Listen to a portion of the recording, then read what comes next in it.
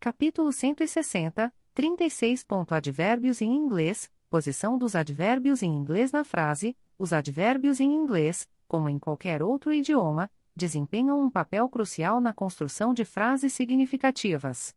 Eles adicionam detalhes, mostram maneira, lugar, tempo, frequência e grau. No entanto, a posição dos advérbios em inglês na frase pode ser um pouco complexa para os aprendizes de inglês. Portanto, vamos mergulhar fundo no assunto e explorar as regras gerais para a posição dos advérbios em inglês na frase. 1. Posição dos advérbios de maneira. Os advérbios de maneira respondem à pergunta como. Eles geralmente são colocados após o verbo principal ou após o objeto direto. Por exemplo, She sings beautifully. Ela canta lindamente. He opened the door quietly. Eu abri a porta silenciosamente. 2. Posição dos advérbios de lugar. Os advérbios de lugar respondem à pergunta onde. Eles são geralmente colocados após o verbo ou após o objeto direto. Por exemplo, He lives nearby. Ele mora por perto. She put the keys here. Ela colocou as chaves aqui. 3.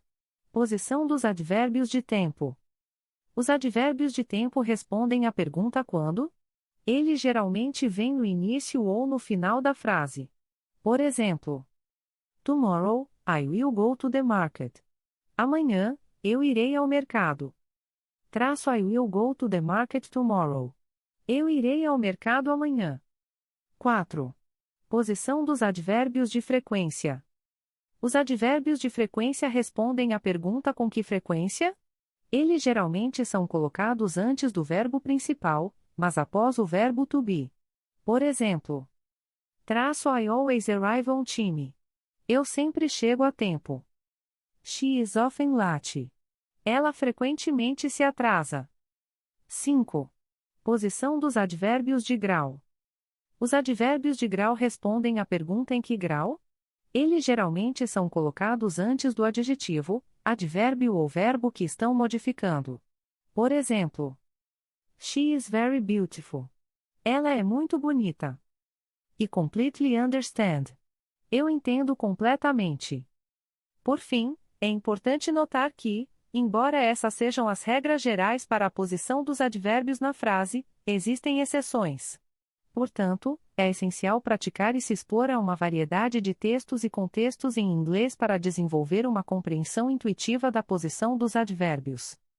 Além disso, lembre-se de que os advérbios não apenas modificam verbos, adjetivos e outros advérbios, mas também podem modificar frases inteiras. Quando um advérbio modifica uma frase inteira, geralmente é colocado no início da frase e é seguido por uma vírgula. Por exemplo, Fortunately, we arrived on time. Felizmente, chegamos a tempo.